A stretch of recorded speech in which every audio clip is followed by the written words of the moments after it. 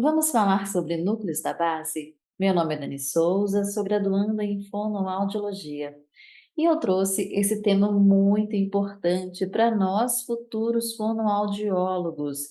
Fica aqui comigo que você vai entender o que são os núcleos da base e como eles trabalham. Então vamos lá? Eu vou abordar nessa videoaula alguns tópicos importantes que são o que são núcleos da base, anatomia e localização, via direta e indireta e neurotransmissores envolvidos nessas vias, o papel da substância negra, via D1, via D2, hipercinesia e hipocinesia e, por fim, a conclusão. Para preparar essa aula, usei os conteúdos base de Kendall, Princípios da Neurociências, da quinta edição, e também o Tratado de Fisiologia Médica da 13ª edição de Guyton e Hall. Quando a gente fala em núcleos da base, primeiramente, normalmente a gente pensa assim, movimento motor. Os núcleos da base, eles controlam os movimentos. Porém, os núcleos da base não trabalham somente nessas funções motoras. Eles têm circuitarias, circuitos envolvendo outras áreas, que são as áreas, além do movimento, áreas do aprendizado, área de motivação, cognição e emoção. Então, pensar em núcleos da base, tendo a função única e exclusiva motora, não é o ideal. O ideal é pensar nesse conjunto de funções para manter o nosso corpo funcionando da maneira adequada. Então, vamos lá. Quando a gente fala de músculos, essa imagem representa muito bem, é uma imagem muito bonita. Representa que, quando eu falo de músculos, eu penso em quê? Em movimento. Quando eu penso em movimento, eu penso também em planejamento. E quando eu penso em planejamento, eu penso em quem orquestra tudo isso, como que organiza esses movimentos, como que como que acontece essa sincronia de músculos agonistas, antagonistas, o tensionamento dos músculos, como que isso funciona? Existem os núcleos da base que vão fazer parte desse sistema de controle motor e também de refinamento aí dos movimentos. Claro que o cerebelo ele também faz parte importante desse sistema, porém o foco dessa videoaula aqui é somente os núcleos da base. Em outro momento oportuno eu pego e falo sobre o cerebelo, tá bom? Então vamos lá. Eu trouxe essa imagem aqui que mostra, ainda mais para nós, né, estudantes, que mostra a musculatura da mímica facial. E também, não é só isso que eu quis trazer para vocês, mas essa imagem representa o que eu quero dizer. Quando a gente fala de músculos, não é somente os músculos do corpo como um todo, mas para a nossa área cabeça e pescoço que está envolvidos funções como o sistema estomatognático, a questão da sucção, respiração, fonação, deglutição. E aí é importante porque todas essas funções precisam do movimento muscular. Precisa com que a musculatura trabalhe de forma equilibrada, funcional, para que tudo isso aconteça de forma tranquila, de forma fluida, porque se tiver alguma disfunção, ocorre aí alguma característica importante envolvendo essas funções em relação à disfunção dos núcleos da base. E nós vamos ver isso lá no final dessa aula, tá bom? Então vamos lá. Quando a gente fala de núcleos da base, nós precisamos fazer a localização anatômica. Onde estão localizados os núcleos da base?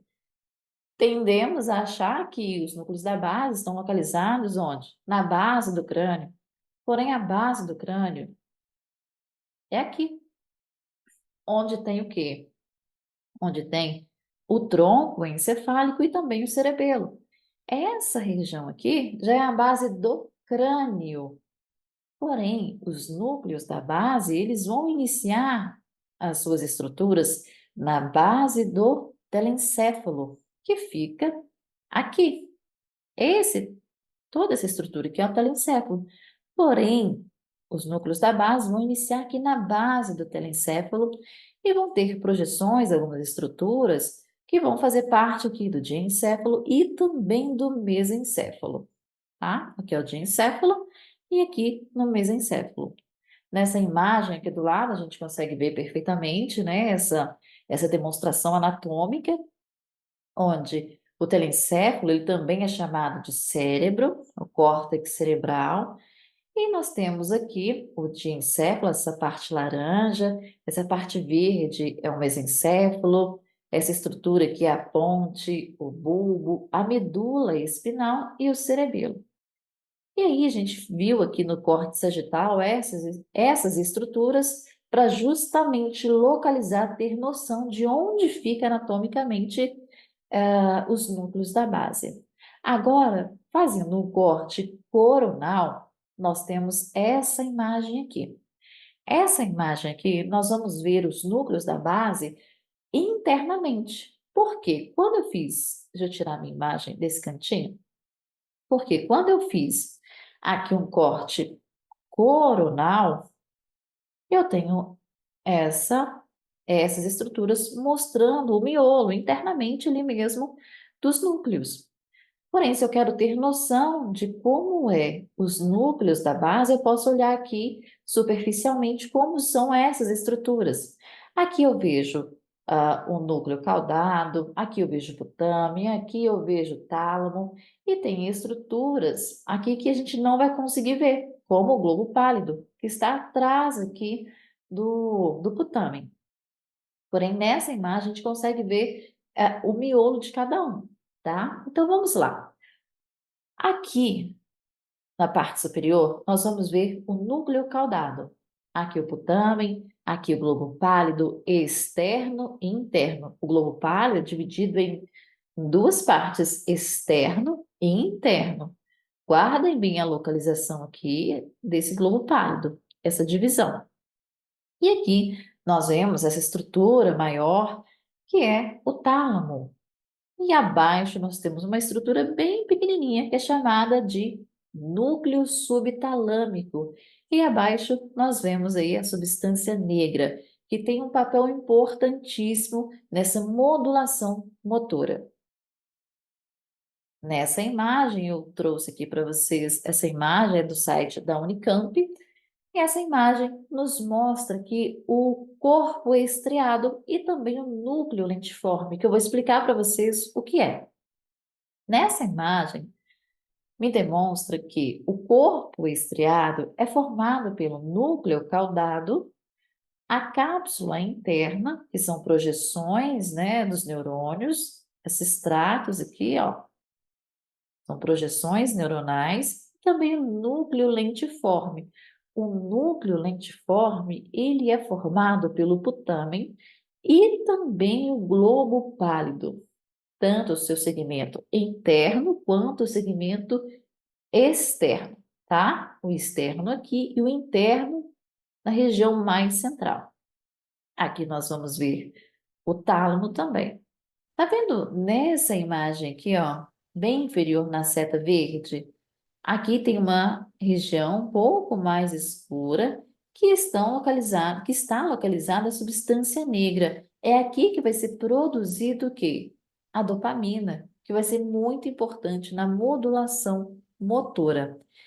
E aí, gente, o que eu quero falar aqui para vocês? Agora, depois de ter feito toda a localização anatômica, ter entendido um pouco sobre as estruturas envolvidas nos núcleos da base, nós vamos entender agora o processo de comunicação entre esses núcleos e qual a consequência de cada via. E aí, nós vamos ver a via direta, a via indireta, e nós vamos ver a via indireta associado ao receptor D2, receptor dopaminérgico D2. Porém, aqui eu vou começar da seguinte maneira. Nessa imagem, o que nós estamos vendo? Nós estamos vendo um processo que vai ocorrer na via direta. Esse processo vai começar pelo córtex. Todos os processos começam pelo córtex. É o córtex que dá o start, ele que dá o início. Como? Ele vai ter projeções, ele vai enviar um neurotransmissor chamado glutamato para o estriado. O estriado, ele é formado pelo caudado e o putamen. E aqui, o que que vai acontecer? O estriado, ele tem a função principal de inibição. Ele vai inibir através do neurotransmissor GABA, ou seja, através do neurotransmissor GABAérgico, ele vai utilizar esse neurotransmissor para inibir o próximo núcleo, que é o globo pálido interno. E aí é interessante que, se a gente for voltar lá no estriado, vai ter a participação de quê? Vai ter a participação do receptor D1 dopaminérgico, que vai ajudar na estimulação para que no final ocorra a ação motora, que ocorra a excitação do córtex. E aqui eu tenho só que frisar um detalhe importante, que a substância negra, ela vai fazer um papel importante aqui na via direta, também, através do receptor D1, porém através da via nigroestriatal. O que que seria via nigroestriatal? Via é um caminho, é o percurso. Nigro vem de substância negra. Estriatal vem do estriado. Então, uma via que sai lá da substância negra e percorre até chegar ao estriado. Tá ok? Então, vamos lá. O córtex ativa o estriado através do neurotransmissor glutamato. O glutamato, recebendo o incentivo aqui do D1, eles vão fazer o quê? Vão inibir o globo pálido interno. Inibindo o globo pálido interno, o globo pálido interno ele tem a função inibitória. Se ele está inibido, ele não consegue inibir o próximo segmento, que seria o tálamo. E aqui nesse caso, o tálamo ele fica livre para desempenhar a sua função através do neurotransmissor glutamato, que vai ser usado para estimular, para ativar o córtex motor. Ou seja, nessa via ocorre a estimulação motora através da ativação do tálamo que estimula o córtex motor. Entenderam? Então vamos lá. Agora nós vamos falar sobre a via indireta. Essa via indireta, ela vai ser o freio. O freio do quê? Dos movimentos involuntários. Nesse caso, a via indireta, ela não inibe 100% todos os movimentos, ela não inibe tudo, 100%. Por quê? O nosso corpo, ele precisa de uma inibição basal e também uma excitação basal, para que a nossa musculatura, ela mantenha a tonicidade para nos manter em pé. Se fosse tudo travado, ocorreria problemas motores. Por isso que nós temos uma inibição maior e uma inibição menor, mais suave. A mais suave vai ser na via indireta também, porém com a participação do receptor D2, que logo mais eu vou mostrar para vocês. Vamos focar aqui na via indireta, que vai começar, tudo começa pelo córtex motor. Tudo começa ali no córtex pré-motor, né, a área do planejamento motor, onde vai enviar projeções através aqui, ó, onde vai enviar informações usando aqui o neurotransmissor glutamato, vai ativar o estriado, que tem a função de inibição. Nessa via, vamos ter duas novidades. Dois núcleos importantes vão fazer parte dessa via, que é o globo pálido externo e o núcleo subtalâmico. Na via direta, não tinha esses dois. Agora, na via indireta tem. Na direta, não. Somente na indireta que essas vias, essas duas estruturas vão fazer parte. Então, vamos lá. Eu tenho o córtex. O córtex vai liberar glutamato sobre o estriado, que é formado pelo caudado e putamen, e eles, como função, vão inibir o globo pálido externo. O globo pálido externo, eles também têm a função inibitória.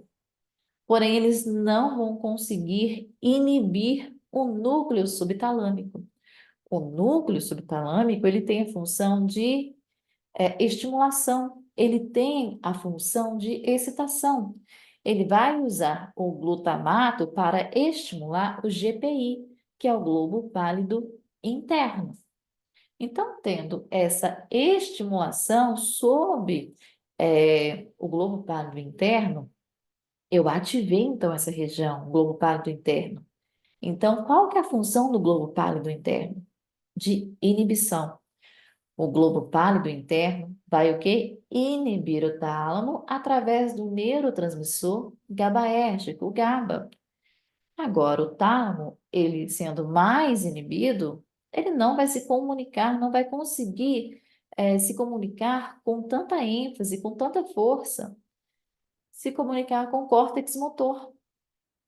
Ou seja, ocorreu uma inibição forte, uma inibição maior, e os movimentos involuntários, eles não vão ocorrer, tá ok? E agora nós vamos falar da via indireta com a ação do receptor D2. Lembra que substância negra produz a dopamina, que vai percorrer aí uma via, a via nigroestriatal, e vai ser liberada ali no estriado. A dopamina, ela vai agir sobre o receptor D2, que está localizado ali no estriado. E aí, quando eu tenho a participação do D2, toda a minha via, ao invés de trabalhar com força total, com inibição total, vai trabalhar com uma inibição reduzida, mas vai inibir, porém de forma mais suave. Em consequência, vamos ter a suavização dos movimentos. Beleza? Então vamos lá. Temos o córtex cerebral, que vai estimular o estriado através do glutamato, os, os neurotransmissores dopaminérgicos participando aqui da via D2, vão suavizar agora toda a cascata aqui de acontecimentos até chegar lá no córtex motor. Então vamos lá. Suavizei aqui o que? A inibição sobre o globo pálido externo. Suavizei aqui a inibição dele, ou seja, ele está um pouquinho ativado. Ele vai ativar um pouco, vai inibir um pouquinho o subtálamo. O subtálamo, ele, como está ativado, porém de forma mais reduzida, o que que ele vai fazer? Ele também vai estimular de forma mais reduzida o GPI, e o GPI, o globo pálido interno, vai inibir um pouquinho o tálamo. Essa inibição reduzida faz com que o tálamo consiga se comunicar com o córtex motor, porém de forma mais suave. Ele não foi freado, não foi muito freado, ele foi pouco freado. E aí, ele se comunicando com o córtex motor, eu tenho a suavização dos movimentos motores. Então, até aqui tá ok, né? Então, beleza. Nós vamos lembrar também, eu trouxe até essa figura aqui do interruptor, que o globo pálido interno, ele se comunica diretamente com quem? Com o tálamo. Beleza, e o tálamo se comunica diretamente com quem? Com o córtex motor. Se o meu globo pálido interno comunica direto com o tálamo, logo ele ativa ou desativa ou suaviza o tálamo. Ele faz com que o tálamo tenha uma comunicação controlada com o córtex motor. E aí eu trouxe essa frase aqui para vocês. O globo pálido interno é a peça-chave na ativação, desativação ou suavização do movimento sobre o tálamo. Aqui eu não citei o estriado, que vai regular toda a cadeia de acontecimentos. Eu estou falando da comunicação diretamente com o tálamo, tá bom? E aí, vamos revisar e reforçar o que a gente já viu. Substância negra libera dopamina, que vão atuar sobre os receptores D1 e D2, que têm o mesmo objetivo. D1 e D2, o objetivo é que o movimento aconteça. De fato, eles têm uma linha de raciocínio, eles querem que o movimento aconteça. E aí, o globo pálido interno, como eu falei para vocês, dependendo do que acontece lá para trás, do que aconteça lá para trás, vai refletir aqui no GPI. Agora, se eu tenho meu GPI inibido, eu tenho um tálamo livre e o córtex motor recebe essa comunicação e o movimento acontece. Agora, se eu tenho a participação do D2 lá na via indireta, eu tenho uma inibição reduzida e aqui também uma ativação reduzida que suaviza a comunicação aqui com o córtex, que automaticamente suaviza o meu movimento, tá? Mas o movimento ele acontece, porém de forma suavizada. Agora, quando eu não tenho a participação do D1 e D2 diretamente aqui, eu tenho uma inibição mais forte, eu tenho uma inibição um pouco mais intensa para que aquele movimento indesejado ele não ocorra, tá? Então, eu coloquei uma observação. Não ocorre a inibição completa, mas sim uma inibição maior. É como se eu estivesse pisando mais no freio, mas eu não parei o meu carro, tá? Então, GPI, quando ele está ativado de forma mais intensa, ele vai levar essa intensidade lá para o tálamo, que vai fazer com que essa comunicação não ocorra tão fortemente a ponto de daquele movimento ocorrer, tá bom? E aí, nós precisamos sim da inibição e ativação basal dos músculos para controlar os movimentos e também na sustentação corporal, o tônus muscular. Como eu falei, não existe a inibição 100% e nem a ativação 100%, porque senão daria problema aí para gente, tá bom? E na via indireta, como eu já falei, a via indireta tem uma intensidade de inibição maior. Para fechar o raciocínio aqui sobre via direta, eu peguei esse pequeno resumo e trouxe para vocês. Então, na via direta, com a participação do D1, né, que o D1 ele reforça que ele quer com que aquele movimento aconteça. Então, na via direta, com a participação do D1, nós temos o tálamo, ele é liberado, então ocorre a ação motora. Na via indireta, eu tenho uma inibição do tálamo, ou seja, eu tenho uma inibição motora.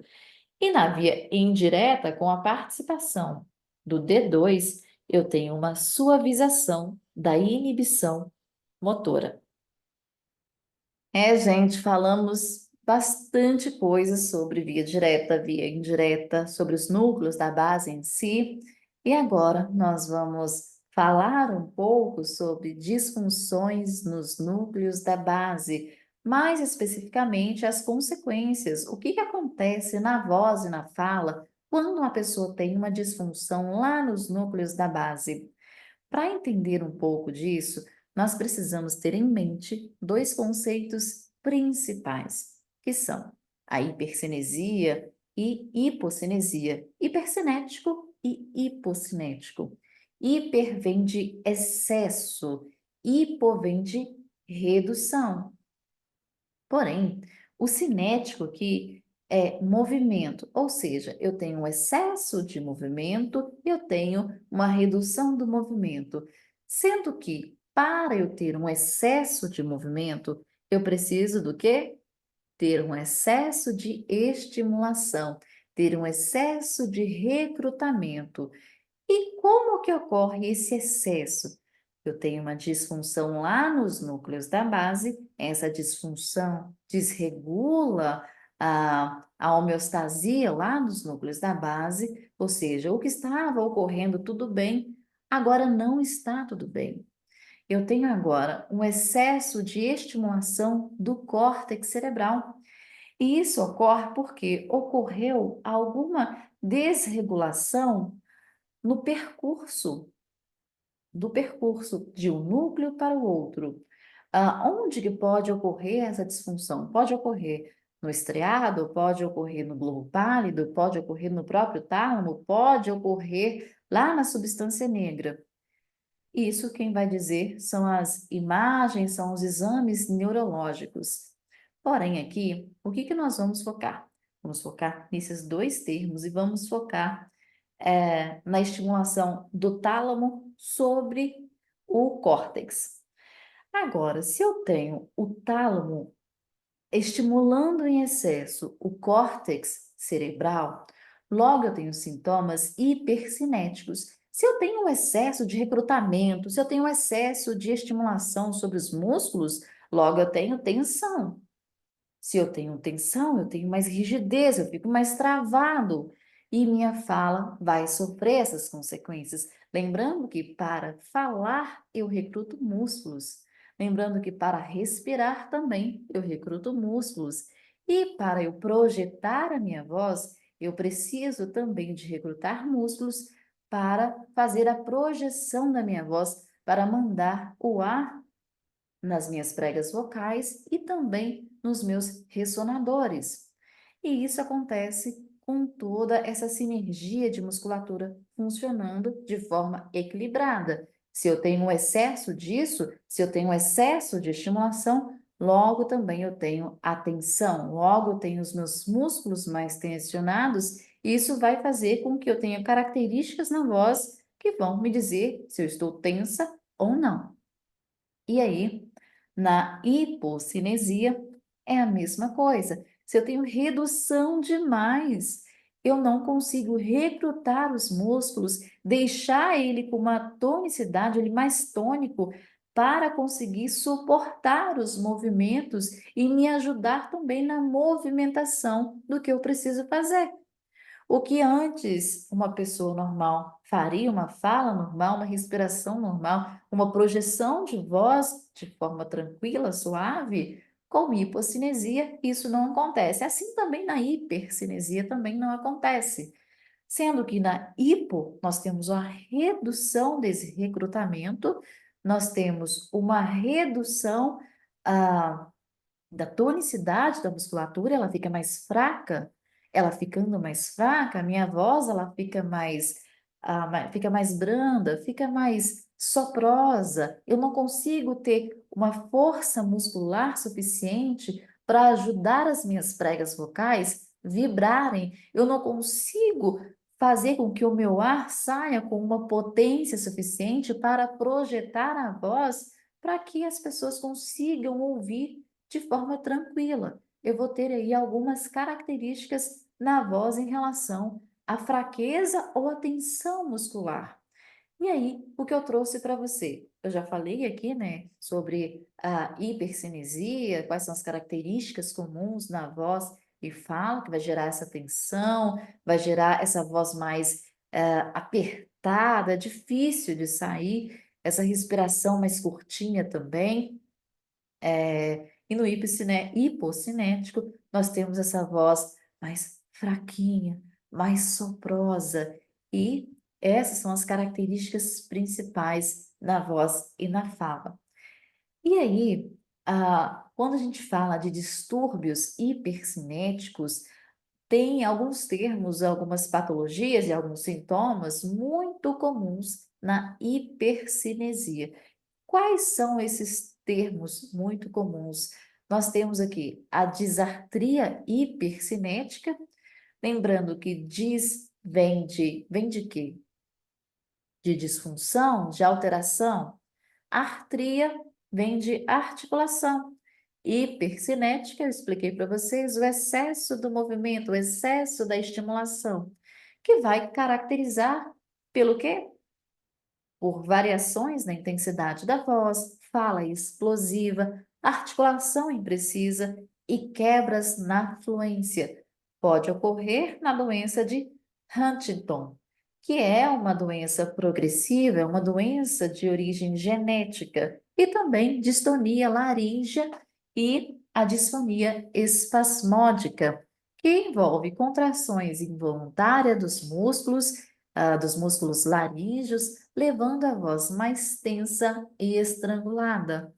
Distonia, disfunção, alteração, tonia vem de tônus, vem de musculatura. Então, temos aí a disfunção nessa musculatura da laringe, tá?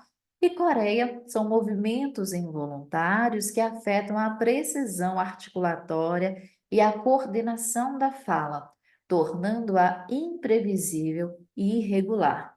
A coreia, ela é confundida com doença, mas na verdade ela é um sintoma. É um sintoma onde a pessoa que tem esse sintoma, ela começa a ter movimentos no corpo de forma descoordenada, porém fluida. E Coreia, ela tem um significado, ela vem da origem grega, que significa dança. Porém, aqui nessa Coreia, ela tem uma característica de dança desengonçada, onde o corpo ele começa a se contorcer de um lado para o outro. Um braço vai para um lado e o outro braço vai para o outro. E a perna também, as pernas também, elas se movimentam de forma a se contorcer de forma involuntária, porém de forma fluida, coordenada. E é totalmente involuntário. E isso afeta as musculaturas que estão ligadas à voz e à fala, tá bom? E aí, nós vamos ver agora sobre distúrbios hipocinéticos que nós conhecemos muito bem sobre uma doença que traz essa característica hipocinética, que é a doença de Parkinson, que está aí no grupo de hipocinesia. Então, nós temos aí a disartria hipocinética. Disartria, expliquei para vocês, que é a dificuldade na articulação. Hipocinética vem da redução da estimulação, vem da redução da tonicidade da musculatura, do recrutamento adequado da musculatura, que é muito comum na doença de Parkinson, que vai levar a voz de forma mais monótona, baixa intensidade, é uma característica, e articulação imprecisa. Lembra que eu falei? Se eu tenho um músculo mais fraco, eu tenho uma dificuldade de projetar a minha voz, eu tenho uma dificuldade de articular melhor, eu tenho uma dificuldade de movimentar a minha língua, eu tenho uma dificuldade de movimentar os músculos intrínsecos e extrínsecos para ter o resultado de uma voz mais adequada, mais fluida. E nesse caso, eu não tenho essa fluidez.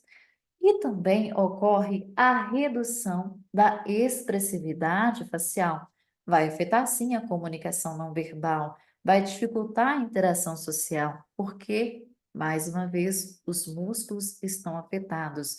Os músculos, nós temos aqui musculaturas que são importantes na mímica facial para transparecer emoções, intenções.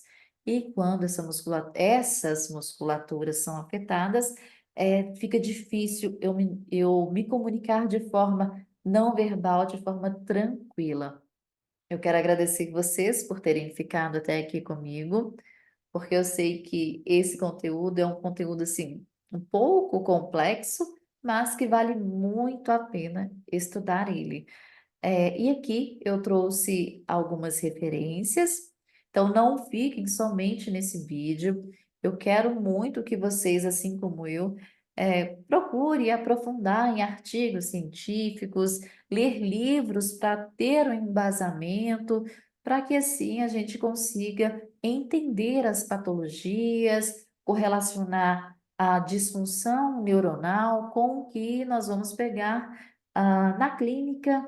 Nós vamos pegar um relatório e saber entender esse relatório, saber ler ali o porquê daquela doença, o porquê daquela patologia e fazer um bom planejamento terapêutico.